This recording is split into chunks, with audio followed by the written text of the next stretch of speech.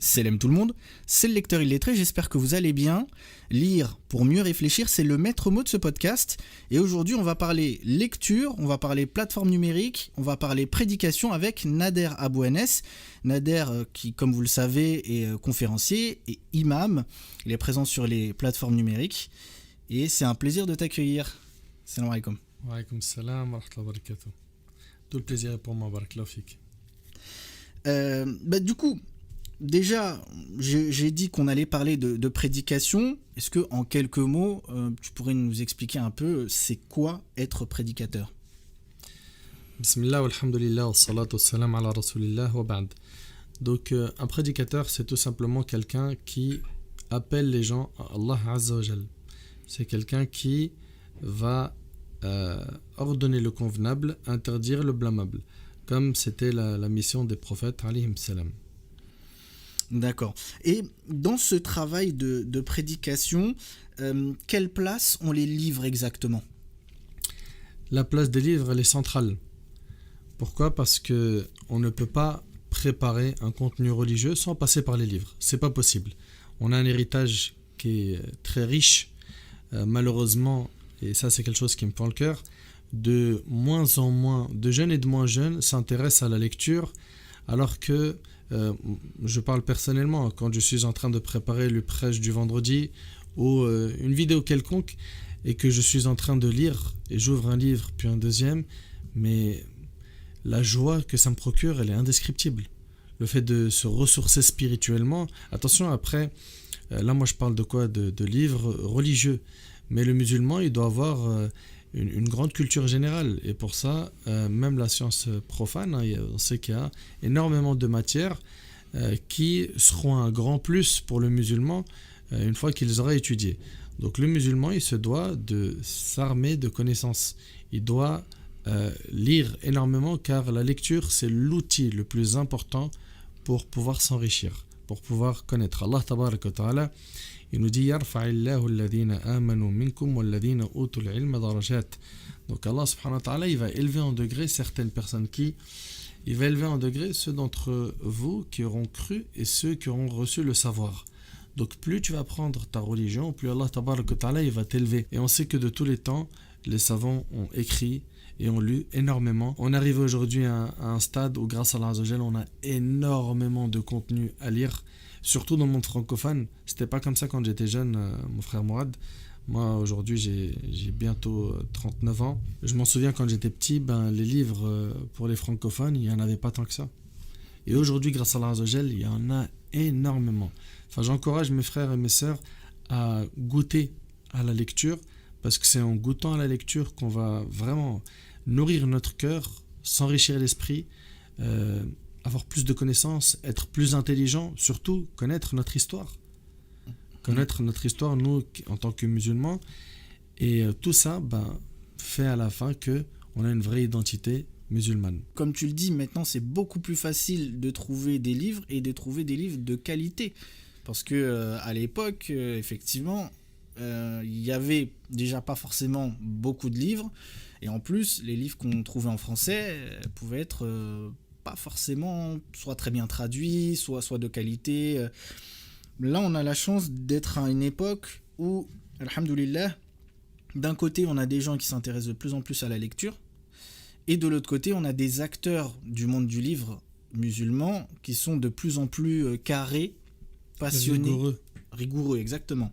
Donc ça, c'est vraiment important. Et tu parles justement de l'importance de la lecture, mais il y a un point qui revient souvent chez les gens, c'est comment on choisit ces lectures en fait.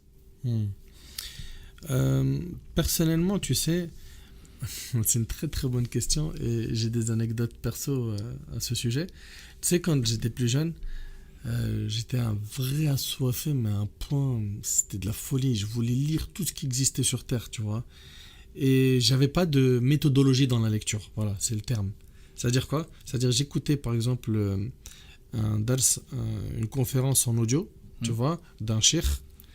Et quand il commençait à citer une histoire qui était magnifique, qui était vraiment très touchante, je voulais le livre. Je voulais le livre où il y avait cette histoire, tu vois. Et donc je me suis retrouvé à acheter Mustadrak al-Hakim, Sunan al-Bayhaqi, j'ai acheté beaucoup de livres, tu vois. Beaucoup de livres, et ma femme, elle me disait, mais tu fais que d'acheter des livres et tu les lis pas. Et moi, en fait, je les achetais parce que j'étais amoureux de l'histoire que j'avais entendue dans le dars, dans la conférence d'un cheikh, tu vois.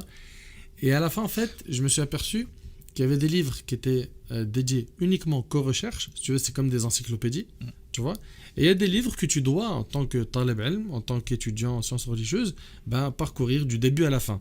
C'est-à-dire, il y a des livres, tu ne peux pas te permettre de picorer, de prendre un peu au milieu, un peu à la fin et dire « j'ai lu le livre ». Non, tu vois. Et à la fin, je me suis retrouvé en fait avec beaucoup de livres. Beaucoup d'entre eux, je ne les ai jamais ouverts. Et quand est-ce que j'ai compris la manière qu'il faut adopter pour lire, c'est quand j'ai eu un professeur, tu vois, de religion qui m'a dit alors non, ça, toi tu vas commencer par ce petit livre-là dans telle matière. C'est bon, tu l'as lu? Très bien. Maintenant, dans la même matière, lis ce livre-là. Il est un peu plus poussé, il y a plus de détails. Par exemple, dans le domaine spirituel, tu vois, on va te dire, prends d'abord ce petit livre de Cheikh Saadi, tu vois. Après, prends ce livre-là, par exemple, Minhaj al-Qasidin, d'Ibn Qudama. Prends tel livre. Et en fait, le professeur, il te fait gagner beaucoup de temps. Il te fait gagner du temps, finalement. Parce que quand tu pars dans le monde des livres, c'est tellement vaste, c'est un océan, en fait. Tu peux te perdre. Et moi, je me suis perdu. Et le fait d'avoir après derrière des gens qui me disent ah, tu veux lire dans tel domaine? Prends ce livre-là d'abord, puis après ce livre-là. Donc, avoir un spécialiste au-dessus de toi, si tu veux, qui t'oriente, qui te conseille. Dans le cas contraire, tu peux avoir des lectures où tu vas même des fois lire tout et son contraire. Tu vois? Et tu vas mettre en opposition des informations que tu as lues. Ouais. Et ça, c'est problématique. C'est clair que c'est un gain de temps d'avoir quelqu'un pour aider, pour partager son expérience, son expertise sur le sujet. Donc c'est vraiment quelque chose d'essentiel. Quel est le rôle, on va dire, de la mosquée dans la propagation du goût de la lecture? Est-ce que la mosquée elle a un rôle déjà? Et si oui, lequel? La mosquée se doit pour moi, wallah alam, de choisir déjà un imam qui a un discours qui construit. Tu vois?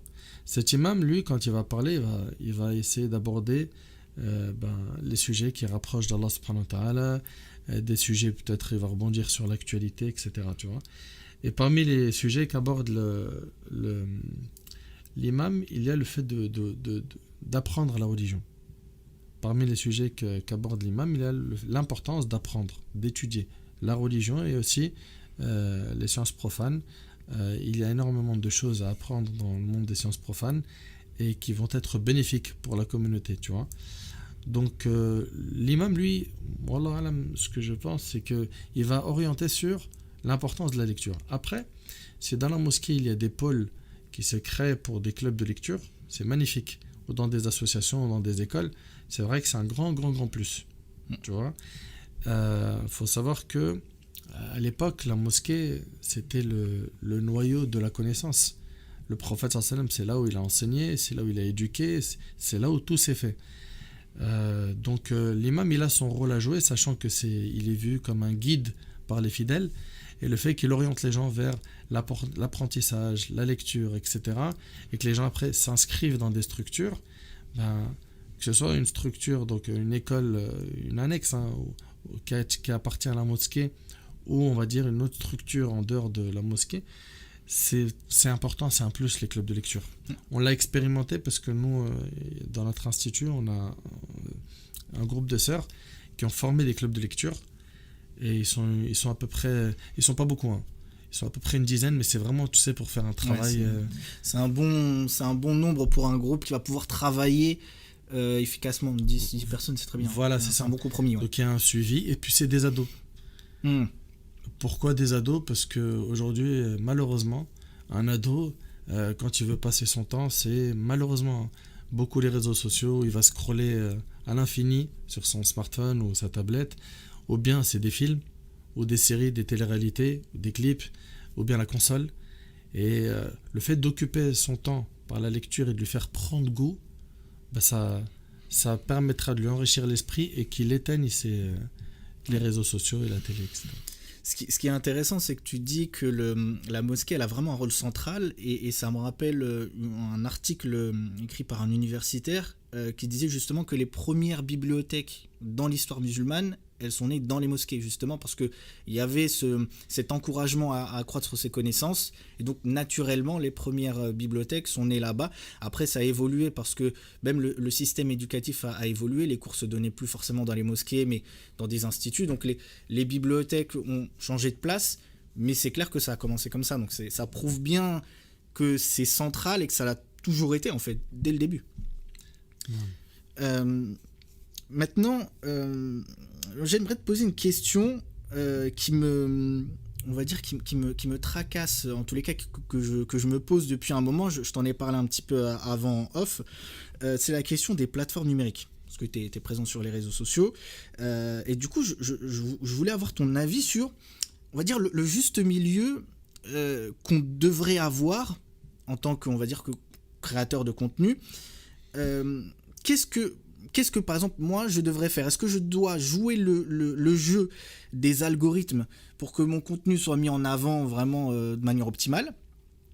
Ou est-ce que je joue pas du tout le jeu parce que, entre guillemets, je veux pas manger de ce pain-là, mais en quelque sorte, voilà, c'est le suicide de mon contenu, du coup. D'accord, donc en 2 mots, tu es en train de me demander comment avoir de la visibilité. Comment donner le plus de chance à son contenu sans, on va dire, sans sacrifier ses valeurs. Son éthique. Son éthique, exactement. C'est ça. C'est une question qui est très très très importante, mon frère Mourad. Et tu vois, elle m'essouffle. Là où on fait souvent fausse route, c'est lorsque l'on pense qu'il va falloir tout miser sur la communication. La communication, alors que la communication elle est importante, c'est un outil. Mais, Wallah alam, et j'en ai parlé à plein de gens, là où il faut tout miser, c'est dans sa sincérité. C'est moi, ce travail-là, je le fais pour quoi? Pour qui? Qu'est-ce que j'attends en retour? La surveillance des commentaires, mashallah, barakalofik, mashallah, top, comme d'hab, tu déchires.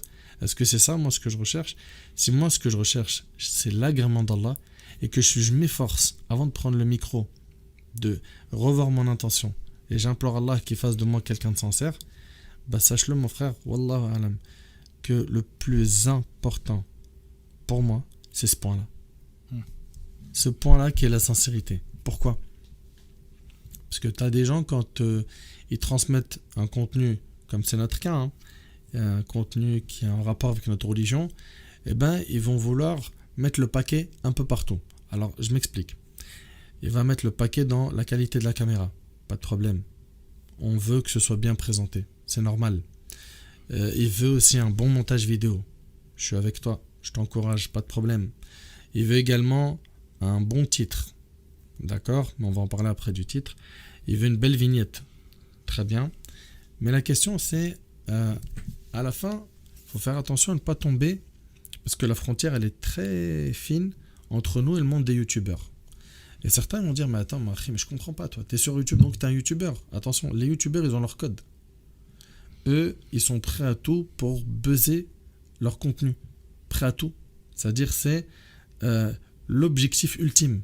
C'est que je buzz, point barre. Nous, notre objectif ultime, c'est d'avoir la satisfaction d'Allah. On va essayer que le curseur n'est pas placé au même endroit.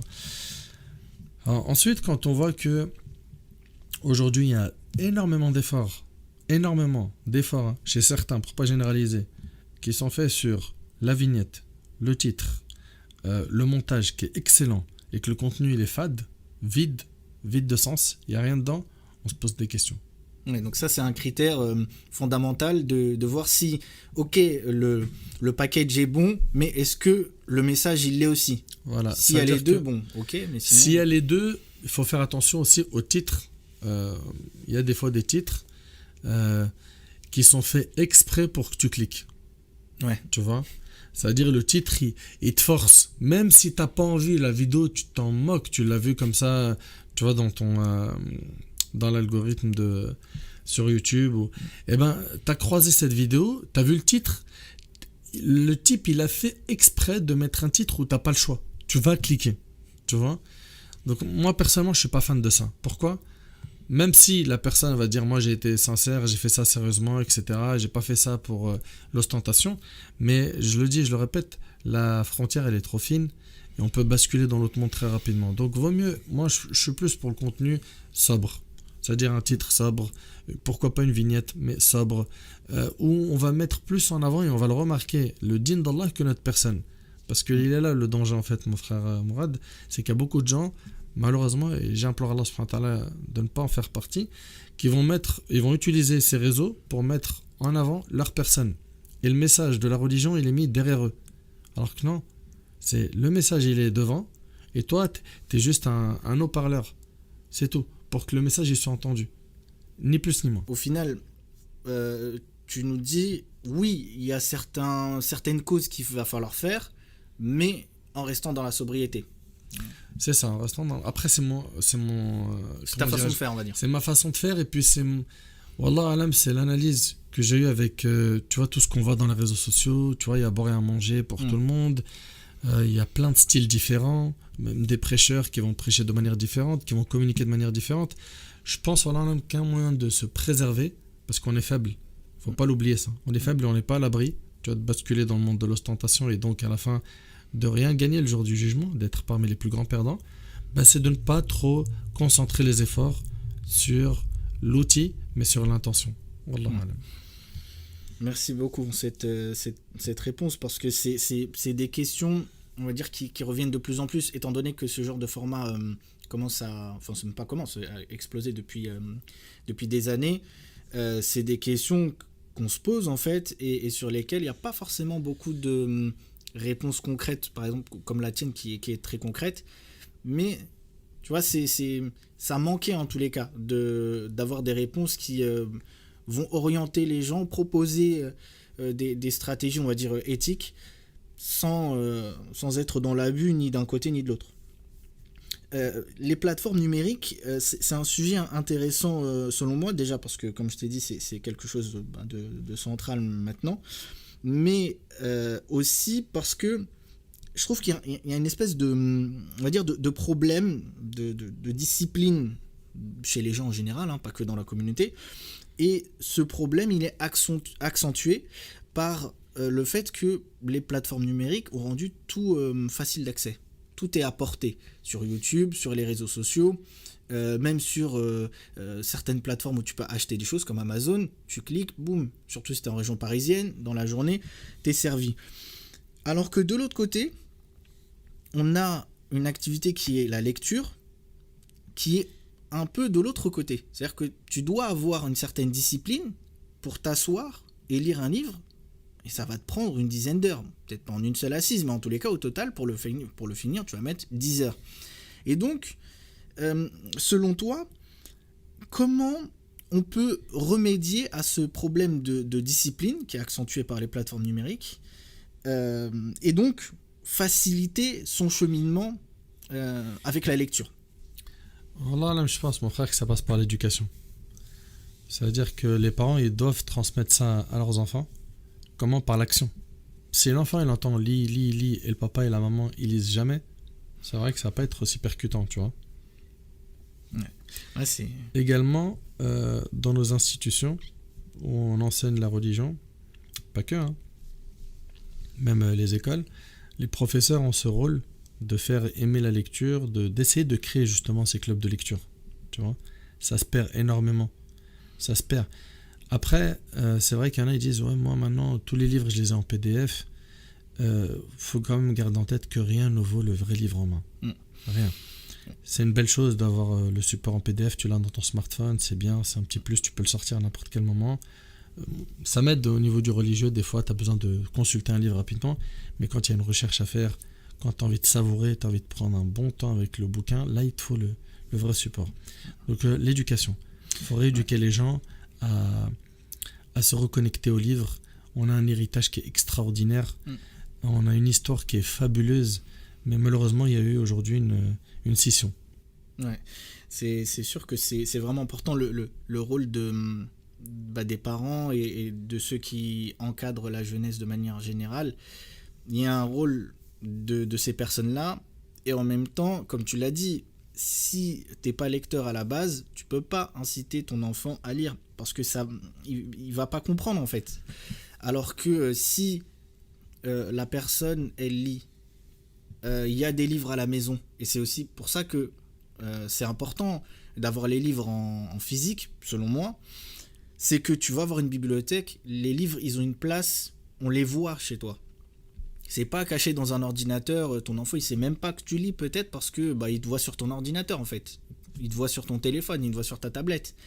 Mais s'il te voit avec ton livre, c'est quand même différent. Et d'ailleurs, il y a une interview que je vais publier ou peut-être que je l'ai déjà publiée au moment où celle-ci sera en ligne, où justement un couple que j'ai interviewé qui parlait de ça en fait. Le fait d'accorder un moment à la famille pour la lecture. C'est-à-dire que la maman, elle lit, et elle dit à ses enfants, venez, chacun prend un livre, et tout le monde lit en fait en même temps. Ça fait une activité pour la famille, et ça permet de reconnecter tout le monde. Mais le coup de donner des ordres à son enfant alors que soi-même on est sur TikTok toute la journée, ça marche pas. C'est clair que ça marche pas du tout. Et ça, c'est vraiment un problème, je pense, qu'il faut régler, qu'il faut prendre à bras le corps parce que la discipline ou le manque de discipline justement c'est quand même un problème moderne quoi. Ça veut dire que tout a été tellement rendu facile que fatalement ça a engendré un manque de goût de l'effort. Les gens ils veulent tout de suite. Limite si tu pouvais résumer le livre complètement pour eux pour leur éviter de le lire, ce serait pas plus mal hein. Et surtout, comme tu l'as si bien signalé tout à l'heure, on a une époque où le contenu pour les francophones, mais il est extraordinaire. Comparé à avant, il n'y avait rien. C'était le désert. Le désert, je te le répète, c'était le désert. Moi, il y a 20 ans en arrière, quand je voulais lire en français, il n'y avait pas grand-chose. Aujourd'hui, c'est extraordinaire ce qu'il y a. Il y a du contenu, il y a de la matière, il y a du sérieux, il y a de la rigueur.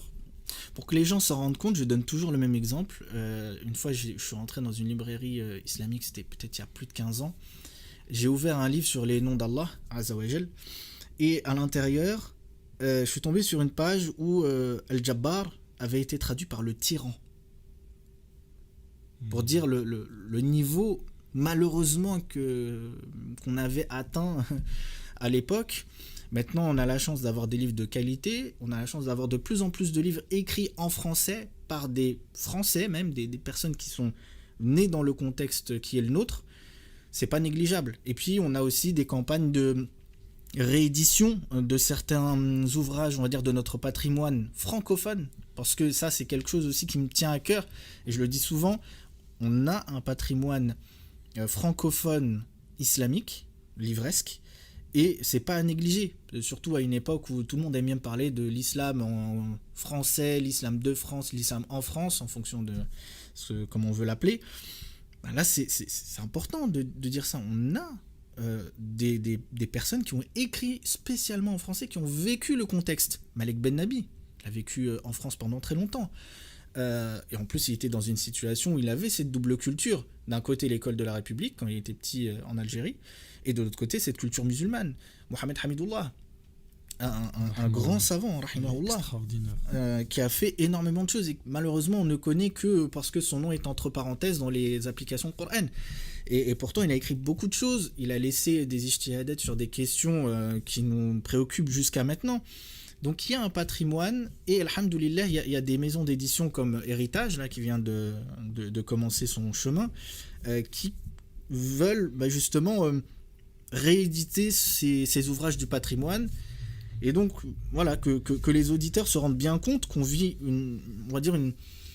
un point de convergence entre des lecteurs qui sont de plus en plus attirés vers la lecture, de plus en plus exigeants.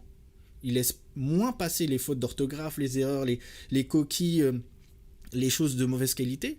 Et de l'autre côté, on a des éditeurs, des auteurs qui sont de plus en plus experts et qui connaissent le contexte dans lequel on vit, qui connaissent les questionnements des gens qui sont connectés à la réalité en fait. Et ça, c'est vraiment un bienfait énorme. Il faut vraiment s'en rendre compte. Sans compter un point, c'est que de la même manière que sur Amazon, avec un clic, et s'achète tout ce qu'il veut, ces livres-là, on les retrouve sur Amazon, dans les bibliothèques islamiques, ou pareil, avec le même clic, la même rapidité et efficacité. Tu reçois ce livre chez toi, tu lis, tu savoures. Et en fait, quand on prend goût à la lecture, ça y est, on s'en passe plus. Ouais, d'autant plus que là aussi, j'avais fait une émission avec Thomas Sibyl où on avait parlé de certaines idées reçues concernant le livre islamique. Contrairement à ce qu'on pourrait penser, le livre islamique n'est pas cher du tout. Quand tu compares un livre dans le circuit communautaire et un livre dans le circuit non communautaire, c'est pas du tout la même chose. Et les gens font l'erreur de comparer le livre de poche au livre islamique, alors que c'est pas comme ça qu'on fait. Le livre de poche, faut pas oublier que c'est une réédition d'un livre qui a déjà eu une première vie à 25 euros pour 300 pages. Alors que dans la communauté, là on voit ici sur le bureau Zad El Marad, il doit faire 2500, 3000 pages au total avec les 4 tomes, 110 euros.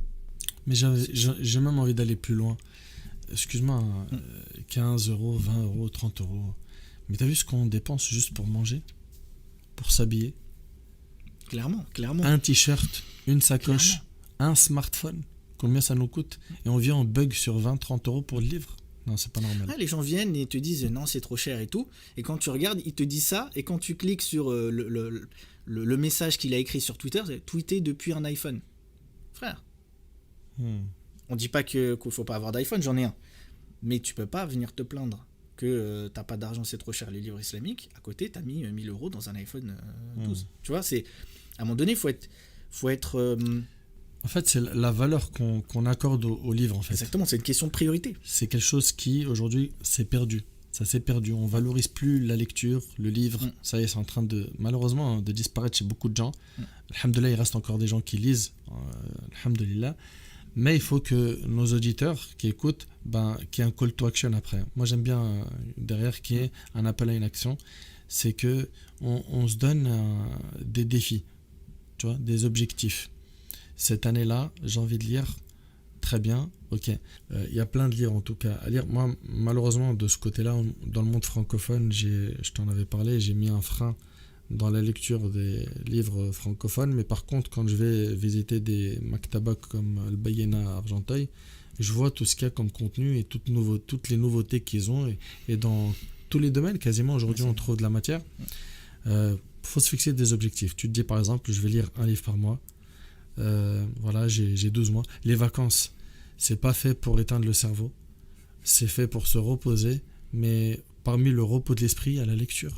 Exactement. C'est une saveur. Exactement. Et tu peux très bien te reposer, même en lisant un roman, mais un roman qui va te faire te questionner sur des choses, sur des problèmes de société ou même sur ton histoire. On a une saga qui a été écrite par Lies Chakal, la saga Saladin, où en même temps, c'est une histoire. On suit, tu vois, comme quand on était petit, qu'on suivait Harry Potter. Sauf que là, tu vas suivre un personnage où derrière, tu vas voir des valeurs qui vont être transmises. Tu vas avoir le goût de la lecture, le goût d'apprendre sur son histoire. Et ça, c'est important parce que tu fais d'une pierre deux coups. Tu te divertis. On ne dit pas qu'il ne faut pas se divertir. Mais en même temps, tu apprends des choses. Et on ne peut pas comparer ça et rester devant un film ou quoi en fait. Souvent les gens disent ou devant la console pendant 4 heures scotché. C'est ça. Souvent les gens te disent pourquoi je lirais le livre, surtout quand il y a des adaptations, pourquoi je lirais le livre alors qu'il y a le film. C'est le même truc. Ça n'a rien à voir. Et c'est ça. Ça n'a rien à voir. Le livre, tu vas mettre 10 heures pour le lire. Le film, il fait 2 heures. Donc il y a beaucoup de choses qui partent. Il y a des questionnements qu'il y a dans le livre sans que tu vas pas retrouver. Sans compter est-ce que tout ce qui est dans le film est exact, sans compter, il y a des tonnes de questions à se poser. Eh oui, donc il y a beaucoup de choses qui font que tu peux pas comparer. Et si tu as envie de regarder le film, tu le regardes si c'est conforme à tes valeurs, etc. Mais tu ne peux pas te passer de lire le livre parce que si tu le fais, tu vas te priver de beaucoup de choses. Sans compter qu'avec notre propre imagination, on se fait voyager tout seul. Exactement. Le livre permet de vivre des expériences de vie qu'on n'aurait jamais pu avoir en fait. Il y a des choses, ça te traverse pas l'esprit. Là, j'étais en train de lire un roman d'un auteur qui fait des romans policiers à la base. Et là, il a écrit un livre il y a quelques années sur la jungle de Calais, à l'époque où ça existait encore, avant que ce soit démantelé, et ce que vivent les migrants. C'est-à-dire que en fait, tu peux pas te rendre compte de ce que c'est jusqu'à ce que tu lises un auteur qui te décrit d'une manière. C'est une immersion en fait. C'est une immersion. Tu vis le truc et tu dis, mais c'est ça qui vivent.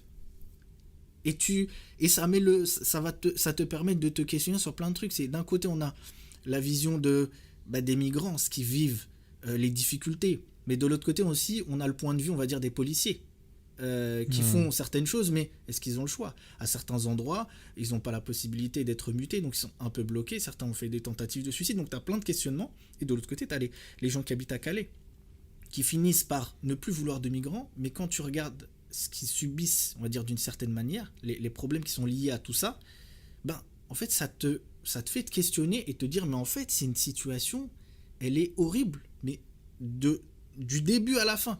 Mais ça, tu peux pas vraiment avoir ce questionnement profond si tu lis pas un livre dessus. Parce que là, tu as 10 heures pour te plonger dans le truc, pour te poser les questions, et peut-être même que tu vas en cauchemarder, parce que tu vas te dire, mais je n'imaginais pas que c'était comme ça, en fait. Donc, c'est vraiment des idées reçues qu'il faut combattre, je pense, de dire aux gens, arrêtez de dire que voilà, c'est une perte de temps parce que voilà, j'ai pas le temps, ci ou ça. Comme tu dis tout à l'heure, c'est pas une question de temps ou pas de temps, c'est une question de priorité. C'est pas une question d'avoir de l'argent ou pas avoir d'argent, c'est une question de priorité. Alors on est lucide, on sait que certains ils ont pas d'argent, on le sait. Mais déjà, la majorité de ceux qui se plaignent du prix des livres ne sont pas dans ce cas-là, il faut dire les choses clairement. Ils sont pas dans un cas où il manque vraiment d'argent au point que voilà. Et puis même s'ils étaient dans cette situation, je peux te dire que dans la communauté, il y a tellement de biens que les gens de son quartier ou même de la librairie même seraient capables de leur offrir des livres. C'est pas ça le problème en vérité. Ou de leur prêter. Ou de leur prêter. Mais même offrir, je connais des cas personnellement où il n'y aurait aucun problème et les personnes offriraient des livres aux personnes dans le besoin. Mais c'est même pas ça le problème. Le problème, c'est de faire prendre conscience aux gens que la lecture, ça doit être central. Ça doit être au cœur de notre vie, en fait.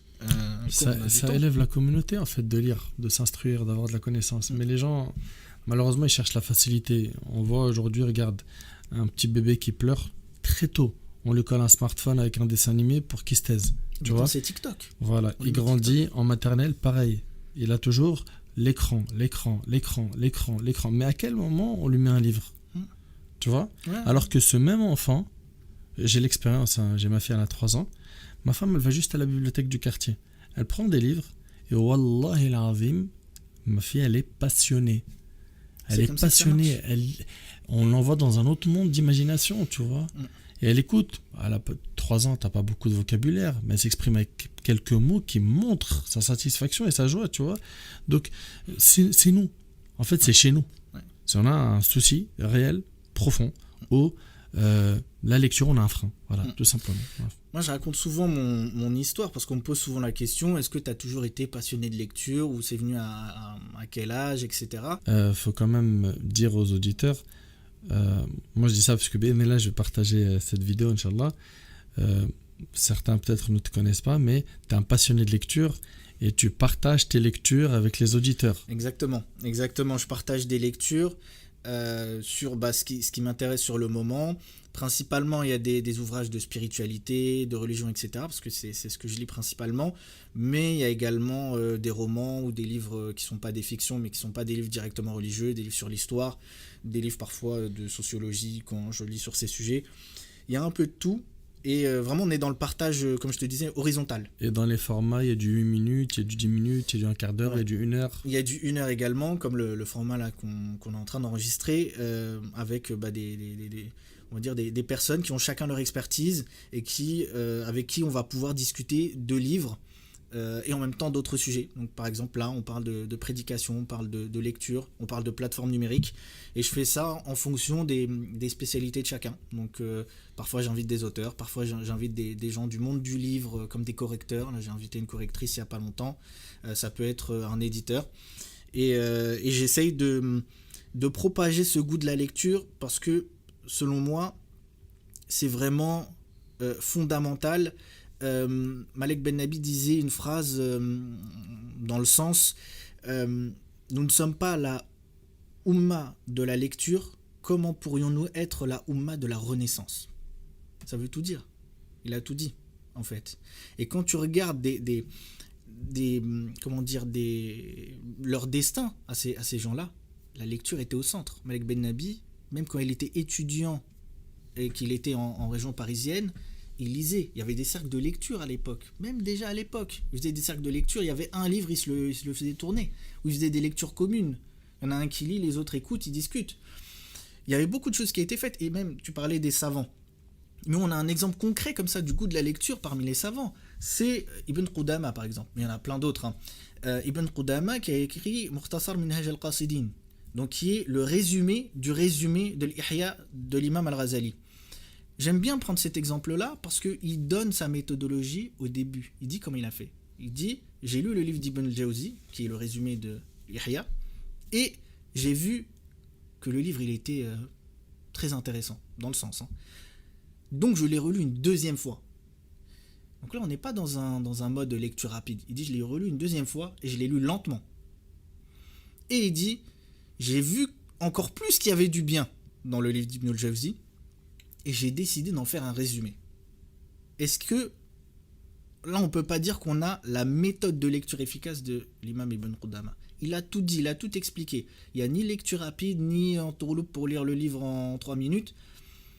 Il y a une méthodologie où il y a le goût de l'effort. Et il y a aussi le partage de lecture. À la fin, il ne s'est pas dit « Alhamdulillah, c'est mortel, ce livre, super ». Il s'est dit « Ce livre-là, il est tellement excellent, je vais le résumer et il va être publié ». Et jusqu'à maintenant, là, c'est ça qui est fort. Ils avaient un goût de la lecture immense. Et d'ailleurs, tu sais mieux que moi que dans la littérature, on va dire islamique, il y a tout un pan qui regroupe, on va dire, des résumés. Combien de livres commencent par Mukhtasar? Résumé, concis. C'est quelque chose qu'on avait.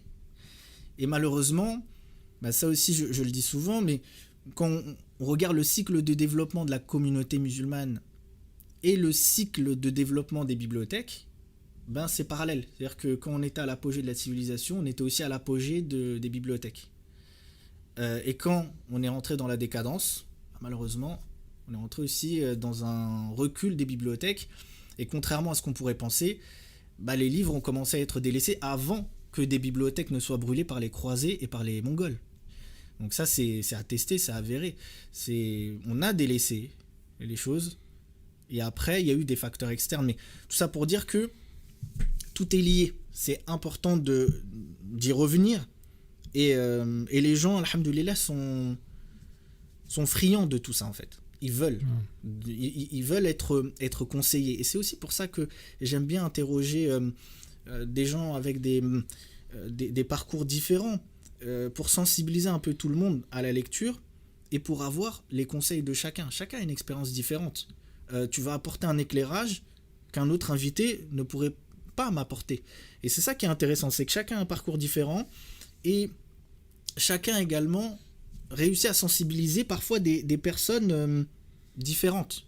Et donc avoir des invités différents permet finalement d'être beaucoup plus efficace dans ce but qui est aider à la propagation de la lecture. Donc c'est vraiment le point central. Il faut absolument que les gens se rendent compte que la lecture c'est important. Et pour ceux qui sont déjà dans la lecture, alhamdoulilah, mais au moins peut-être leur donner des idées. Est-ce que tu aurais on va dire un conseil de vie à donner aux auditeurs, à la jeunesse musulmane qui nous écoute? S'ils devaient retenir qu'une seule chose, liée à la lecture ou pas forcément, de toi, ce serait quoi? C'est de prendre bien soin de sa foi. De prendre bien soin de sa foi, parce que le prophète alayhi salatu wassalam, il nous a parlé de la fin des temps et que ça va être des périodes qui vont être sombres où l'homme est musulman le matin et non musulman le soir, et l'inverse. Il est musulman le soir et il ne l'est plus le matin et il vend sa religion pour un vil bas monde. Ce que je recommande vraiment à mes frères et à mes sœurs et à moi-même d'ailleurs, c'est de craindre Allah subhanahu wa ta'ala, de faire très attention à notre foi et d'avoir comme objectif de mourir musulman et de se donner les moyens d'avoir une bonne fin en accomplissant des bonnes actions, en étant constant. Ibn Kathir rahimahullah, il disait, celui qui vit sur une chose mourra sur celle-ci, et celui qui meurt sur une chose sera ressuscité sur cette dernière. Si tu vis sur l'obéissance, tu mourras sur l'obéissance. Tu seras ressuscité, Inch'Allah, sur un acte d'obéissance. Et l'inverse, celui qui vit sur le péché, il est probable qu'il meure sur le péché et qu'il soit ressuscité sur le péché. Et parmi les moyens de bien entretenir sa foi, il y a le fait d'apprendre sa religion, de l'apprendre. L'apprendre, ça a passé par un cursus scolaire, ça a passé par la lecture, ça a passé par l'écoute, ça a passé par le fait que j'ai envie de m'enrichir, d'apprendre à connaître qui est Allah afin de mieux l'adorer. Et on est en train de parler de lecture depuis tout à l'heure, c'est un outil indispensable. Et j'invite mes frères et mes sœurs d'en faire une priorité dans leur vie et d'être accompagnés par des profs dans un cursus, dans la mesure du possible, tout en sachant que certains qui nous écoutent ne sont pas de la région parisienne et qu'ils ont une pauvreté d'institut, mais il y en a en ligne maintenant.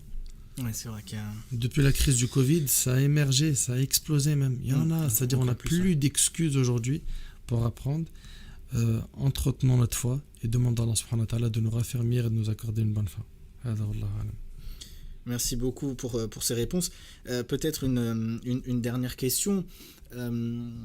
Est-ce que tu as des conseils à donner à des musulmans lambda comme moi qui peut-être ne se sont pas encore lancés dans les partages de lecture parce qu'ils ont peur? Qu'est-ce que tu leur recommanderais? Quels conseils tu leur donnerais en fait par rapport à ça, par rapport au partage de lecture? Encore une fois, ça va sembler de la répétition, mais moi j'y insiste parce que j'ai vu les conséquences dramatiques derrière quand ces points ne sont pas respectés. C'est de s'inscrire dans un institut. Je vais dire pourquoi je dis ça et c'est répété et c'est volontaire. Parce que le fait de s'inscrire dans un institut, dans une école, où on va apprendre la religion, l'arabe, etc., ça va me permettre d'avoir devant moi des gens qui ont une grande expérience dans le domaine de la science religieuse. Et donc, le fait de les questionner sur telle lecture ou telle autre, ça sera efficace. Il va te dire non, lis pas ça, lis plutôt ça. Lis pas ça, lis plutôt ça. Dans cette étape-là, je te conseille plutôt de lire ça, etc., etc., etc. Et attention, moi je réponds en fonction d'un contexte particulier qui est le mien, qui est que moi, je ne suis plus du tout fan de lecture en français, sachant que grâce à Allah, j'ai remplacé ça par de l'arabe. Maintenant, un francophone pur qui ne sait pas encore lire l'arabe, bien sûr, on va lui dire inscris-toi pour apprendre l'arabe rapidement et avoir accès directement à la source, les livres en arabe, etc.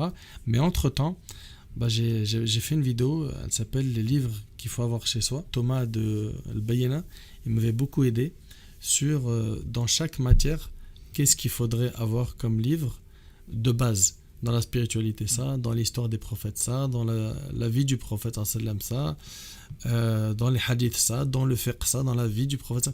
Donc, la vidéo, elle s'appelle Les livres qu'il faut avoir chez soi. Elle est sur ma chaîne YouTube. Donc voilà, ça, c'est vraiment pour le francophone qui vient de démarrer, qui n'a pas encore d'outils. On a vraiment essayé, moi et Thomas, d'aborder un peu toutes les matières, histoire de donner voilà, un petit goût à la lecture et à l'apprentissage de la religion. Oui, faciliter les débuts, parce que c'est aussi quelque chose qui revient souvent, ça, des gens qui vont dans des librairies musulmanes, qui sont un peu complètement bloqués, quoi. Ils voient tous les livres, ils savent pas où donner de la tête, ils savent pas quoi choisir, quel livre, et parfois même certains, j'ai reçu des témoignages qui vont dans ce sens, certains n'osaient pas même rentrer dans une librairie islamique parce que ils se disaient que c'était pas fait pour eux, quoi. Ils savaient pas quoi prendre. Donc c'est vrai que c'est une bonne chose que des imams, que des auteurs, que des éditeurs, que toute personne, on va dire, qui a une certaine audience d'une manière ou d'une autre, encourage les gens à la lecture et recommande des livres, ne serait-ce que pour donner des idées de lecture, pas forcément, tu vois, pour dire pour faire une espèce d'inquisition, ça c'est bien, ça c'est validé, ça c'est pas validé, mais ne serait-ce que pour donner des idées de lecture aux gens, parce que Il y a une grosse demande par rapport à ça. En tous les cas, je te remercie beaucoup pour ces réponses. C'était vraiment très enrichissant. Un vrai plaisir de discuter avec toi. Allah te protège. Amin. Toi aussi. Chers auditeurs, n'oubliez pas qu'une umma qui lit est une umma qui vit. Wassalamu alaikum wa rahmatullah.